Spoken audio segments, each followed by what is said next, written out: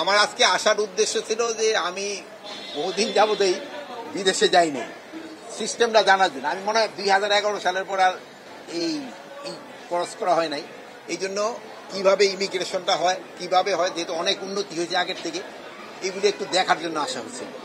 তা আমি দেখে গেলাম এটা আগের থেকে অনেক উন্নতি হয়েছে এবং এই যে উন্নতির ধারাটা যেন অব্যাহত থাকে, এটি আসার উদ্দেশ্য ছিল।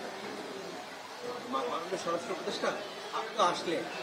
সম্প্রতি সাবেক রাষ্ট্রপতি আব্দুল হামিদ, তিনি একজন মামলার আসামি, তিনি বিদেশ ছেড়েছেন এবং যার বিদেশ ছাড়ার কারণে ছাত্র জনতা ক্ষোভে ফেসে উঠেছে। তারা কিন্তু রাস্তা অবরোধ করে বসে আছে, তারা আওয়ামী লীগ নিষিদ্ধের দাবিতে। এই যে একটা পরিস্থিতি, অনাকাঙ্ক্ষিত পরিস্থিতি, এই পরিস্থিতির জন্য দায়ী কারা? এই পরিস্থিতির জন্য যারা দায়ী, এই জন্য কিন্তু আমি কয়েকজন আপনারা জানেন যে করা হয়েছে, সাসপেন্ড করা হয়েছে, কাউরে অ্যাটাচ করা হয়েছে এবং একটা ইনকোয়ারি কমিটি করা হয়েছে। ইনকোয়ারি কমিটিতে মনে হয় 3 দিন কার্য দিবসের ভিতরে তাদের রিপোর্টটা সাবমিট করতে বলা হয়েছে এবং ওই রিপোর্ট সাবমিট করার পরেই যারা এটার জন্য দোষী তাদের এগেন্স্টে আইনানুগ ব্যবস্থা নেওয়া। উপদেষ্টা একটা জিনিস জানার বিষয়, সেটা হচ্ছে উপদেষ্টা সাবেক রাষ্ট্রপতিকে নিষেধাজ্ঞার ব্যাপারে একটা নিষেধাজ্ঞা ছিল এসবির পক্ষ থেকে আপনাদের কাছে পাঠিয়েছিল, সে বিষয়ে আপনারা কতটুকু জানেন? আমাদের কাছে এরকম কোন নিষেধাজ্ঞা পাঠাইছে কিনা আমি জানি না। বিভিন্ন মিডিয়া ছাপা হয়েছে, বিভিন্ন মিডিয়ায় তো অনেক সময় ভাই আপনি অনেক কথা একটা শুনেন, অনেক কথা বলে, কিন্তু আমার কাছে এই ব্যাপারে কোনো কিছু নাই। আপনি যেহেতু বললেন আমি আবার ইনভেস্টিগেশন করে দেব। কেশুগড় থেকে এসপি অফিস থেকে যদি স্বরাষ্ট্র মন্ত্রণালয়ে কোনো কাগজ পাঠাইছে আমার জানা নাই। এই জন্য কিন্তু একটা ইনকোয়ারি কমিটি করা হয়েছে, যেহেতু ইনকোয়ারি কমিটিটা এটা পুঙ্খানুপুঙ্খানু দেখে এটার বিরুদ্ধে একটা আইনানুগ ব্যবস্থা নেওয়ার জন্য বলবে এবং এটার জন্য যারা দোষী তারা কেউ আইনের আওতায় তাদের শাস্তি পেতেই হবে। ইন্টারপোলের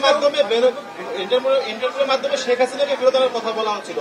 এখন যে পরিস্থিতি আছে, একটা যুদ্ধ অবস্থা ভারত পাকিস্তান, এই সময়কে আনার প্রক্রিয়াটা আপনারা জোরদার করবেন কিনা? এটার জন্য তো প্রক্রিয়া সবসময় জারি আছে, আপনারা জানেন। ইন্টারপোলের আচ্ছা ঠিক আছে, যেহেতু উনি তো সাইডে, এই জন্য যে ইন্টারপোলের মাধ্যমে আমরা তো চেষ্টা করতেছি। অনেক তো জানেন যে এটা তো ইন্টারপোল তো আর আমার কথার সাথে সাথে তো কাজ করবে না। আমি হয়তো মহিদুল্লাহ যদি সাথে সাথে বলি কাজ হবে, কিন্তু ওইটা তো আর আমার আন্ডারে না। ওইটা তারা সময় হয়তো তারা তাদের আইন কানুন মতো তারা ব্যবস্থা নেয়। আপনারা ব্যবস্থা নিয়েছেন। একটা বিষয় জানতে চাচ্ছি, সেটা হলো যে বড় ভাই কিছুক্ষণ আগে ছাত্রদের যে আন্দোলন সে বিষয়ে বলেছেন। একটি বিষয় জানতে চাই যে আপনাদের পুলিশের পক্ষ থেকে প্রধান উপদেষ্টার বাসভবনের সামনে 144 ধারা জারি করা হয়েছিল, সেটা কি এখন পর্যন্ত বলবৎ আছে কিনা? এবং আজকেও রাজধানীর বিভিন্ন সড়কে কিন্তু আওয়ামী লীগ নিষিদ্ধের দাবিতে কর্মসূচি দেওয়া আছে এবং সাধারণ মানুষের চরম দুর্ভোগ কিন্তু গতকালকে আমরা দেখতে পেয়েছি। আপনারা তো সেটা জানেন। এই বিষয়গুলো নিয়ে আপনি কোনো ব্যবস্থা নেবেন কিনা? সাধারণ মানুষের যেন দুর্ভোগ না হয় এই জন্য কিন্তু আপনারও ব্যবস্থা করতে, সবাই কিন্তু আপনারও সচেতন করতে পারেন। সবারই দাবি দেওয়াটা যদি রাস্তা ছেড়ে এমন জায়গায় করে যেখানে জনগণের ভোগান্তি না হয়, ওই জায়গায় করতে পারলে সবচেয়ে ভালো। এই ব্যাপারে সবচেয়ে বেশি আপনারা আমাদের সাহায্য করতে পারেন।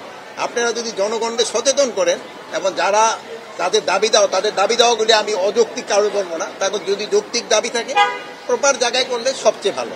এখন দেখছেন যে তারা কিন্তু প্রথমে এক জায়গায় যেখানে বলার পরে তারা কিন্তু শিক করে গেছে অন্য জায়গায়।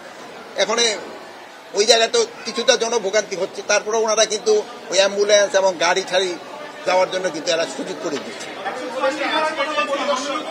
এখন কোথায় 44 ধারা জারি, 44 ধারা কিন্তু এরাও জারি করতে পারে, ওসিও জারি করতে পারে, ডিসিও জারি করতে পারে।